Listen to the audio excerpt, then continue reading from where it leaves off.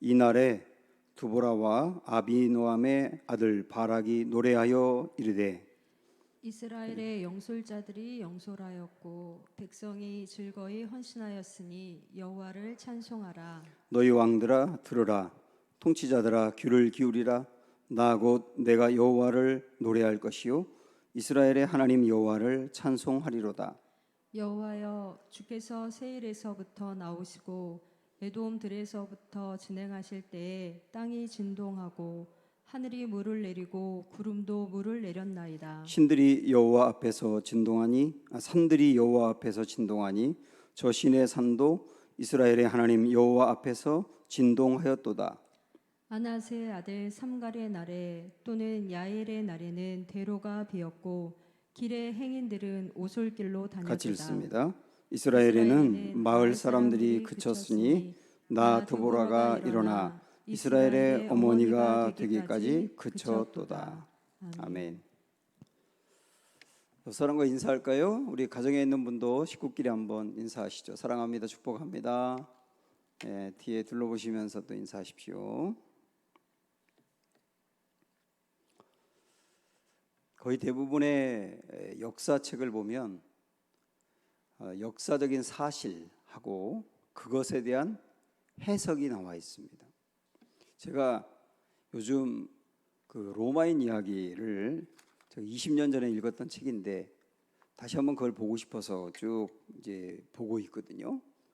근데 그 로마의 그 수백 년의 역사를 쭉 이렇게 훑어가면서도 항상 그 책에서도 역사적인 사실과 그것에 대한 저자의 해석이 이렇게 나와 있더라고요. 신앙도 마찬가지라고 생각을 합니다. 신앙도 우리 앞에 놓여 있는 그 현실, 그 역사라고 할 수 있지 않습니까? 그것에 대해서 내가 신앙적인 눈으로 해석하는 거, 그 신앙이거든요. 그런데 이 해석은 마치 숨은 그림을 찾는 것과 같다고 볼 수 있습니다. 여러분 숨은 그림 찾기 좋아하시잖아요. 한번 또 보면 거기에 숨겨져 있는 그림이 안 보입니다. 근데 거기에 숨은 그림을 찾아내려면 꼭 유심히 보아야 돼요. 그냥 훑어보면 안 되고 유심히 보면 거기에 그림이 숨겨져 있는 걸 찾아냅니다. 또 하나는 어떤 때는 이렇게 각도를 다른 방향에서 보게 되면 거기에 또 숨겨져 있는 걸 볼 수가 있거든요. 우리의 신앙을 해석할 때 그냥 내 눈앞에 놓여져 있는 현실만이 아니고 그거를 유심히 신앙적인 눈으로 바라보고 어떤 때는 다른 각도에서, 다른 각도라고 하는 것은 상식적인 각도, 그 다음에 일반적인 사람들의 평가 이런 게 아니라 성경적인 각도, 그리고 하나님의 각도에서 바라보면 해석이 보인다는 거예요. 그것을 보여주는 게 오늘 드보라 이야기입니다. 이스라엘의 네 번째 사사로 알려져 있는 드보라 여사사인데요. 이 드보라 이야기가 4장과 5장에 이렇게 두 장에 걸쳐서 나와 있는데 4장은 역사적인 사실이고 5장은 그것에 대한 해석이에요. 어떻게 이것이 펼쳐져 가는지 우리 한번 보도록 하겠습니다. 우선 4장부터 쭉 한번 중요한 것들만 훑어보면요. 1절 보시면 에훗이 죽으니 이스라엘 자손이 또 여호와의 목전에 악을 행하였다 이렇게 나오죠. 이 사이클이 계속 반복됩니다. 또 넘어지는 거예요. 우리들의 이야기죠. 우리들도 늘 반복적으로 넘어지죠. 근데 중요한 거는 넘어졌을 때도 왜 넘어졌는지를 알아야 되고 그 다음에 일어나서 어디로 가야 될지를 아는 거예요. 그러면 그 넘어지는 게 우리에게 도움이 될 수 있습니다. 그냥 넘어져 있는 것만이 아니고 일어나야 되고 어느 방향으로 가야 되고 왜 넘어졌는지를 알아야 되는 거죠. 자, 여기 4절 끝에 보면 여호와의 목전에 악을 행하여 그래서 넘어진 거죠. 그래서 이것을 일어나서 나가는 방향은 여호와 앞에서 악을 행했던 것들을 반복하지 않는 것이죠. 2절에 보면 이스라엘 백성들이 악을 행한 결과가 어떻게 됐느냐면 여호와께서 하솔에서 통치하는 가나안 왕 야빈 가나안이라고 하는 그 민족의 야빈이라고 하는 왕의 손에 이스라엘 백성들을 파셨다 그랬어요.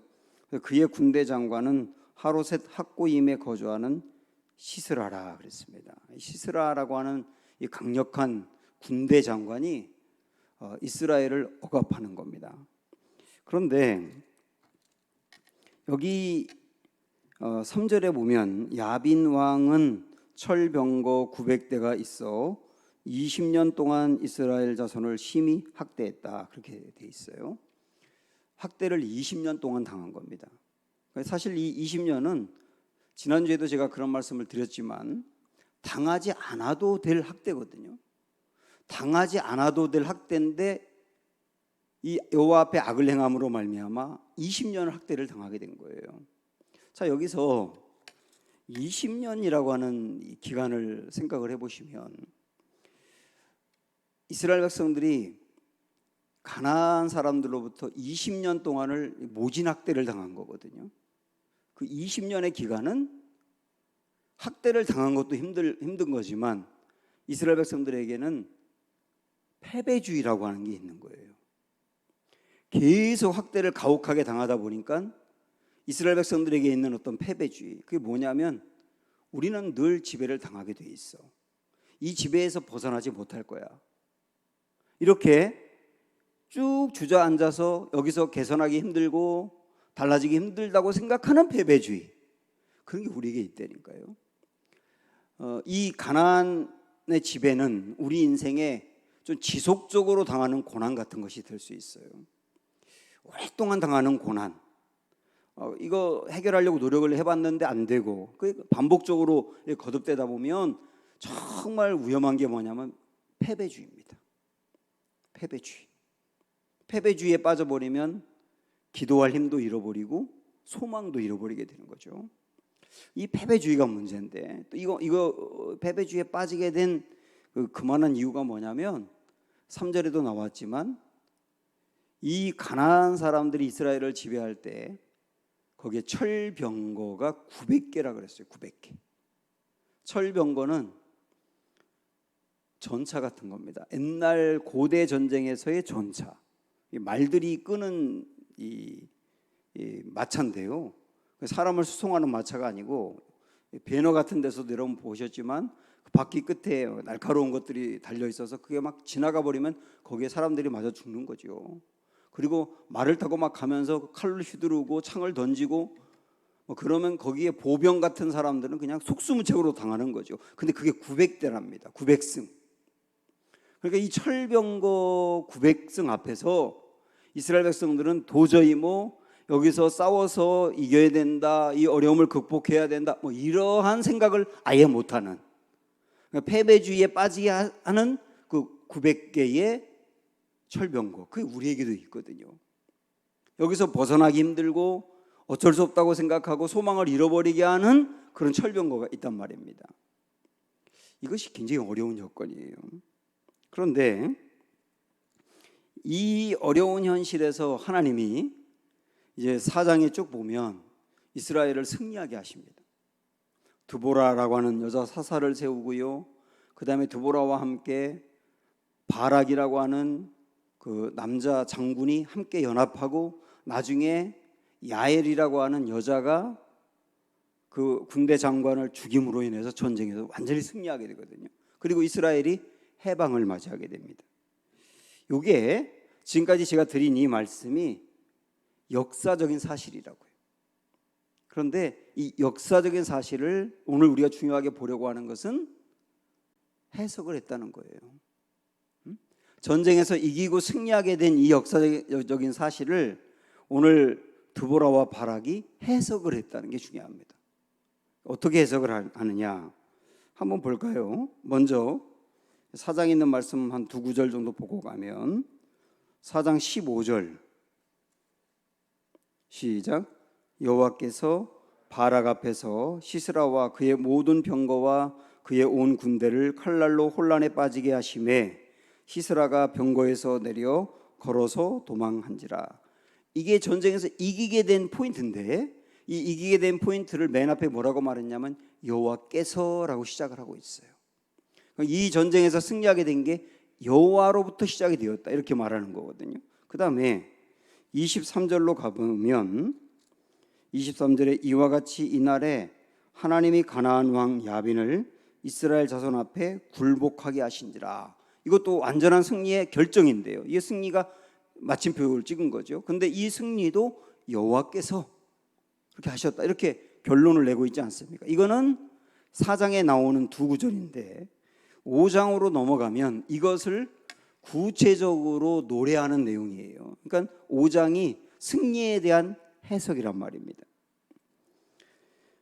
어떻게 해석하느냐 한번 볼까요? 5장 1절부터 보시면 이 날에 두보라와 아히노암의 아들 바락이 노래하여 이르되, 승리를 가져온 두 주역이 노래를 합니다. 뭐라고 노래하느냐 하면 2절에 보면 이스라엘의 영솔자들이 영솔하였고 백성이 즐거이 헌신하였으니 여호와를 찬송하라.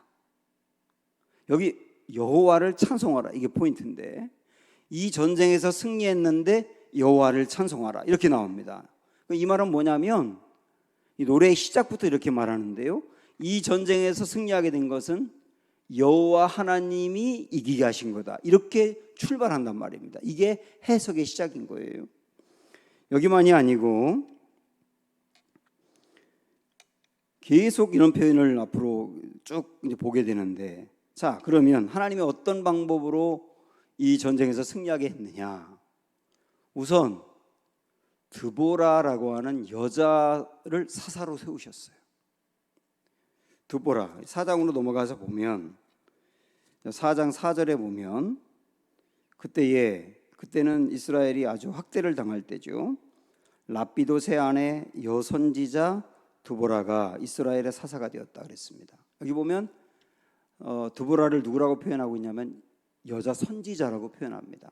그리고 5절에 보면 그는 에브라임 산지 라마와 베델 사이 드보라의 종려나무의 아래에 거주하였고 이스라엘 자손은 그에게 나와 재판을 받더라 그랬습니다. 여자 선지자이면서 백성들이 어떤 그 겪는 문제들을 재판을 해주는 그런 지도자였습니다. 그런데 이 여자 드보라를 우리 주님이 사사로 세우셨거든요. 그런데 이 지금 상황은 뭐냐면 가나안의 통치를 받아서 20년 동안 학대를 당하고 그 다음에 철병거가 900승이나 있는 그들과 싸워야 돼요. 그런데 하나님이 그들과 싸우기 위해서 세운 사사가 여자이고 또한 전쟁에 대해서는 전혀 능력이 없는 그런 사람을 사사로 세우셨단 말이에요. 이거부터 이상한 거죠.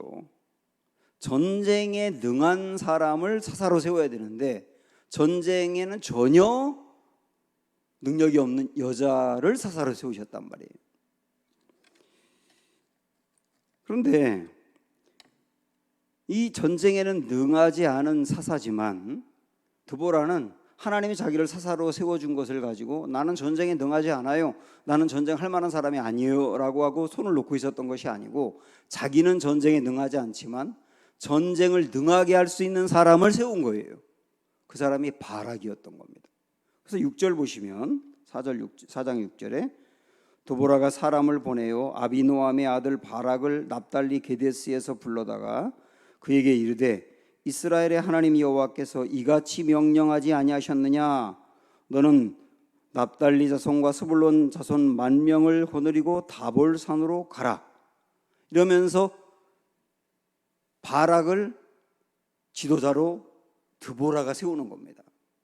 그러니까 이렇게 보면 드보라는 전쟁에 능한 사람은 아니지만 그러나 하나님의 말씀을 듣는 사람이에요. 하나님의 말씀을 듣는 사람, 그리고 그 말씀을 전하는 사람인데 하나님은 그 은사를 사용하시는 거예요. 그런데 드보라는 전쟁에 능한 사람이 아니지만 바락은 전쟁에 능한 사람이었던 것으로 보여요. 그를 불러서 세우는 거예요. 그런데 바락은 그렇게 지도자로 부름을 받았는데 바락의 능력으로 혼자 힘으로 적들과 싸울 수가 없어요. 그러니까 8절 보시면 뭐라고 말하냐면 바락이 그에게 드보라에게 말하는 거죠. 이르되 만일 당신이 나와 함께 가면 내가 가려니와 만일 당신이 나와 함께 가지 아니하면 나도 가지 아니하겠노라. 그 드보라에게 뭐라고 말하냐면, 드보라, 당신이 전쟁터에 나와 함께 가면 저 가고요, 당신이 함께 가지 않으면 저 안 갈랍니다. 이렇게 말하는 거예요. 그러니까 그는 전쟁에 능한 재주는 있지만 용기는 부족한 거예요. 그런데 하나님은 그런 사람도 불러 세우는 거예요. 그러면서 드보라가 내가 그럼 함께 갈게요. 그러니까 그 두 사람이 연합해서 서로 간에 은사를 세워가면서 이 전쟁터에 나가게 된 거죠. 그들이 전쟁에 나가서 이제 싸우게 되는데, 이 뒤에 길게 나오는 말씀이기 때문에 제가 짤막하게 요약을 해드리면 이렇게 전쟁에 승리하게 된 겁니다. 바락은 10,000명의 군인들을 데리고 다볼산 꼭대기로 갑니다. 저도 성지순례 가서 다볼산을 봤거든요. 꽤 높은 산인데 그 꼭대기에 10,000명이 진을 쳐요. 그때 이들이 여기에 진을 쳤다고 가나안 군인인 장군인 시스라에게 알려준 사람이 누구냐면, 11절에 보면 모세의 장인 호밥의 자손 중 겐 사람 헤벨이라고 나오는데, 헤벨이 그 다볼산에 진을 쳤다는 걸 알려준 것으로 보여요. 그러니까 여러분 이걸 조금 이따 기억하시면 뒤에 연결되는 내용이 나옵니다. 그래서 시스라는 900개의 철병거를 가지고 다볼산 쪽으로 갑니다. 근데 여러분 한번 생각을 해보세요. 전쟁에서 전차를 가지고 싸우려면 산에서 싸울 수는 없잖아요. 평지에서 싸워야 되지 않습니까? 다볼산 밑에 평지가 있었던 거예요. 거기까지 간 겁니다. 그런데 산 위에는 이스라엘 백성들이 진을 치고 있고, 산 밑에 평지에는 900승의 전차를 가지고 이 사람들이 기다리고 있는 겁니다. 그 산에서 내려와야 돼요? 내려오지 말아야 돼요? 내려오지 말아야 되죠. 내려오면 그 전차와 싸워야 되니까. 근데 어찌된 일인지 하나님이 이 바락에게 산 밑으로 내려가라고 말씀하세요. 그래서 내려옵니다. 그러니까 기다리고 있던 이 철병걸 가지고 있는 가나안 군인들은 잘 됐다 싶은 거죠. 내려오는 대로 그냥 쓸어버리면 되니까요. 그런데 그때 놀라운 일이 일어난 거예요. 그때 어떤 일이 일어났느냐면 비가 내리기 시작한 겁니다. 세찬 비가 내리기 시작한 거예요. 그래서 이 비가 내린 것을 5장에 보면 이렇게 표현하고 있거든요. 5장 4절에 보면, 여호와여, 주께서 세일에서부터 나오시고 에돔 들에서부터 진행하실 때에 땅이 진동하고 하늘이 물을 내리고 구름도 물을 내렸나이다, 이렇게 나와요.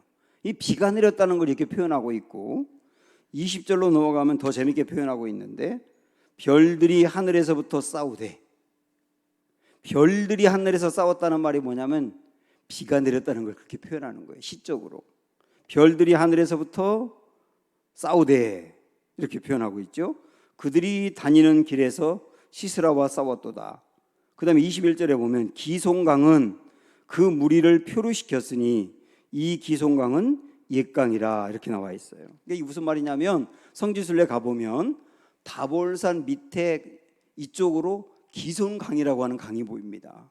그러니까 기송강이 여기 있고 여기에 다볼산이 있는데 그 사이가 평지인 거예요. 거기에 900성을 가지고 가나안 백성들이 기다리고 있었는데, 이스라엘 백성들이 산에서 내려올 때에 갑자기 비가 엄청나게 내리니까 기송강이 범람을 하게 된 거예요. 그러니까 강이 범람하니까 이 물들이 막 쭉 흘러내려서 900승의 철병거를 가지고 있는 이 가나안 백성들이 진을 치고 있는 곳에 흘러내리니까 어떻게 됐냐면 그게 질척거리게 된 겁니다. 그 땅이. 그러니까 땅이 질척거리게 되니까 철병거가 1000대 10,000대가 되더라도 아무 무용지물이 없는 거예요. 무용지물일 수밖에 없는 거예요. 그래서 오히려 철병거가 그런 자리에서는, 질척거리는 자리에서는 도움이 되는 게 아니라 걸림돌이 되는 겁니다. 이래서 전쟁이 이기게 된 거예요.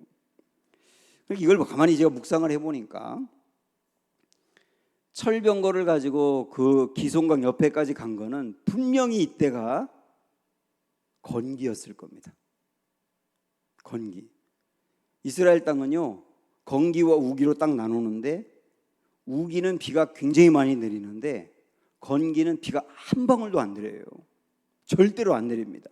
그 분명히 건기였기 때문에 그 평지는 딱딱하니까 거기서 싸우면 승리할 거라고 봤는데 전혀 생각지도 못하게 거기서 비가 내리게 된 거예요. 그리고 이 전쟁에서 완벽하게 승리를 거두게 된 겁니다. 그래서 이 전쟁에서 패한 그 시스라라고 하는 장군이 전사를 벌이고 도망을 갔습니다. 근데 어디로 도망을 갔냐면 자 17절로 가보세요. 4장 17절. 시스라가 걸어서 도망하여 겐 사람 헤벨의 아내 야엘의 장막에 이르렀으니 이는 하솔 왕 야빈과 겐 사람 헤벨의 집 사이에는 화평이 있습니다. 그러니까 철병거를 버리고 도망간 시스라라고 하는 장군이 어디로 도망갔냐면 헤벨이라고 하는 사람의 집으로 도망간 겁니다. 왜냐하면 그 두 사람의 관계가 굉장히 좋았던 거예요, 원래. 그래서 시스라는 생각을 했겠죠. 자기를 가장 안전하게 보호해 줄 집이 헤벨의 집이라고. 자기를 가장 안전하게 보호해 줄 집으로 도망을 간 겁니다. 근데 그 다음 나오는 얘기 여러분 아시죠? 시스라가 그 집에 딱 가니까 헤벨은 보이지 않고 아마 그 아내인 야엘만 있었던 것으로 보여요. 야엘이 시스라를 맞이하고 방으로 들어가게 한 다음에 이불을 덮어주면서 그동안 고생했으니 자라고 합니다. 그러면서 푹 자게 하기 위해서 우유를 줘요. 원래 잠이 안 올 때 우유 먹으면 푹 자지 않습니까? 그 우유를 마셔서 푹 자게 만들고 자는 틈을 타가지고 이 야엘이 어떤 일이 있었는지 몰라요. 그동안에 두 사람 관계가 어땠는지도 모르겠는데 푹 자는 틈을 타가지고 이 말뚝을 관자놀이에 여기다 대고 박아버립니다. 그래가지고 이 말뚝이 땅에까지 박혔다고 얘기 나와요. 그래가지고 이 시스라가 죽게 된 거예요.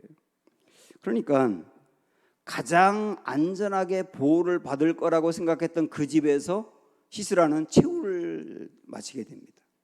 여기서 죽게 된단 말이에요. 이렇게 주님이 이 전쟁에 역사하신 겁니다. 저는 이 말씀을 이렇게 보면서 가장 전쟁에서 이기기 어려운 상황인데 그 이유가 철병거 때문인데 철병거를 건기시기에도 전혀 꼼짝을 못하게 만드신 하나님의 역사. 그 다음에 가장 안전할 거라고 생각하고 간 집에서 최후를 마치게 된 시스라라고 하는 장군. 이런 일을 행하신 분이 하나님이시라는 거예요. 그래서 그 하나님을 찬양한다. 그 하나님을 찬양한다. 그 각도, 이게 이런 각도로 현실을 바라보는 게 해석이란 말입니다. 우리 인생의 해석. 그리고 성경을 넓게 보세요. 자, 야곱은 형 에서와 화해를 해야 되는데 20년이 지나도 화해가 안 되는 상황이고 생명의 위협을 받는 상황에서 하나님이 하신 일이 뭡니까? 야곱을 가장 낮추어서 아주 힘이 약하게 만들어요. 에서와 싸워야 되는데 싸우는 방법을 선택하게 한 게 아니라 가장 연약한 방법을 선택하게 하신다고요. 근데 그 연약한 방법으로 문제를 해결해 주십니다. 이분이 하나님이세요. 요셉은 노예로 애굽에 끌려가 있었는데 애굽에 끌려가 있으면서 옥살이를 했지 않습니까? 억울하게. 그 3년간의 억울한 옥살이가 가장 큰 고통인데 근데 그 3년간의 억울한 옥살이 기간에 나라의 총리 대신이 되기 위해서 준비를 시키세요. 그분이 하나님이세요. 모세를 광야로 보내서 40년 동안 살게 했는데 그거는 모세의 인생이 끝나고 이렇게 내가 양을 키우면서 꿈도 잃어버리고 내 비전과 열정도 잃어버리고 끝나는가 보다 했는데 그게 도리어 이스라엘 백성들을 건져내기 위해서 훈련하는 기간이었던 거예요. 다윗이 사울에게 쫓겨서 10수년을 도망을 다녔는데 그것이 다윗의 인생이 퇴보하는 것 같고 막히는 것 같았는데 어엿한 왕으로 세우시기 위해서 하나님의 훈련의 기간으로 삼으셨다는 것. 엘리야는 바알의 선지자들과 싸우고 아합과 싸우고 싶어서 내가 나가서 이 나라 가운데 하나님이 진짜 살아계심을 증거해야 되겠다라고 할 때 하나님은 너 그러지 말고 저 그리시네가에 가서 숨어 살아. 그러면서 까마귀가 물어다 주는 것을 먹으면서 살고 과부의 집에 가가지고 몰래 숨어 살았는데, 그것은 열정이 뜨거운 엘리야의 그 앞길을 막는 것 같은 일이었는데 지나고 났더니 하나님의 때를 기다리게 한 것이었어요. 한나를 괴롭혔던 분인나, 매일매일 한나의 마음을 격동하게 하고 아이를 갖지 못한 걸 가지고 마음을 힘들게 만들고, 그래서 너무 힘들어서 안 하던 기도를 다 했지 않습니까? 근데 그 분인나의 그 마음을 격동하게 하는 분노를 유발시켰던 일들이 한나를 오히려 하나님 앞에서 뜨거운 기도의 용사로 만드는 원인이 되었지 않습니까? 이런 각도로 성경을 쭉 보시라고요. 어떤 사람은 갑작스럽게 교통사고를 당해가지고 병원에 입원했는데 그것이 계기가 되어서 몸에 암이 자라고 있는 것을 알게 됐어요. 어떤 사람은 앞길이 꽉 막혀가지고 너무나 답답해서 힘들어했는데 나중에 지나고 났더니 그게 굉장히 중요한 고통을 피하게 하는 하나님의 은혜였던 거예요. 여러분, 이런 일들이 얼마나 많습니까? 제 조카는 충청도 지역의 어떤 교회에서 목사 과정을 밟기 위해서 이렇게 목회를 했었거든요. 3년 정도 지나야 목사 안수를 받지 않습니까? 감리교회에서. 그런데 그 힘 있는 목사님이 그 멀쩡히 목회하고 있는 그 자리를 빼앗아서 자기 아들에게 줬어요. 조금 지나면 목사 안수를 받아야 되는데 그 자리를 뺏겼어요. 그래서 그 자리를 뺏겨서 더 이상 목회할 임지가 없기 때문에 목사 안수도 받지 못하게 생겼고, 이제 목회를 시작하기 위해서 단단히 마음 먹고 열심히 하는 이 젊은 목회자 마음을 너무 상처를 받게 했어요.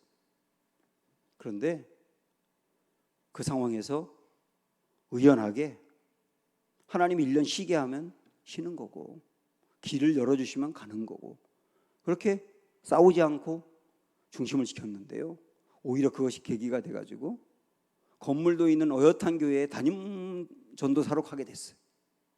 그래서 목회의 길이 더 활짝 열리게 됐어요. 하나님이 이루시는 그런 일들을 보면서 우리 너무나 깜짝 놀랐어요. 우리 막 분노만 하고 있었는데 하나님은 그 위에서 역사하셨더라고요. 이분이 역사를 주관하는 하나님이다. 그러므로 사랑하는 여러분, 지금 여러분 앞에 놓여 있는 그 심각한 상황, 철병거가 막고 있는 상황 같은 어려운 상황 때문에 옴짝달싹 못할 수가 있어요.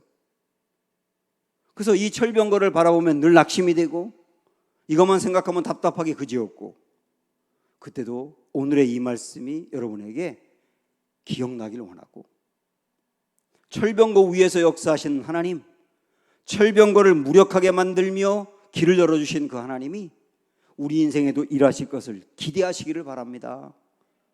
그래서 이 철병거를 보면서도 하나님의 그 역사를 미리 보고 생각하는 게 해석이란 말이에요. 자, 이렇게 하나님이 역사를 주관하고 상황을 주관하고 철병거도 무력하게 만들고 이렇게 일하신다는 것을 아는 사람은 어떻게 해야 되느냐? 이제 오늘 말씀을 갖고 힌트를 얻으시면 돼요. 아까 말씀드린 것처럼 드보라는 사사로 부름을 받았는데 전쟁을 잘할 수 있는 능력이 없어요. 그러나 그가 잘할 수 있는 것은 하나님의 음성을 듣는 거예요. 그걸 갖고 하면 되는 거예요. 내가 못하는 건 바락을 세우면 되는 거예요. 바락은 전쟁을 할 수 있는 재주는 있지만 용기가 없어요. 그러면 용기를 줄 수 있는 사람에게 도움을 얻으면 되는 거예요. 그렇게 하나님의 일을 하는 거란 말이에요.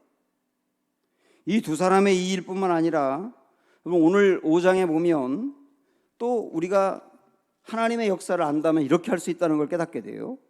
자, 다시 한번 오늘 말씀으로 가서 3절 보시면 5장 3절에 너희 왕들아 들으라, 통치자들아 귀를 기울이라.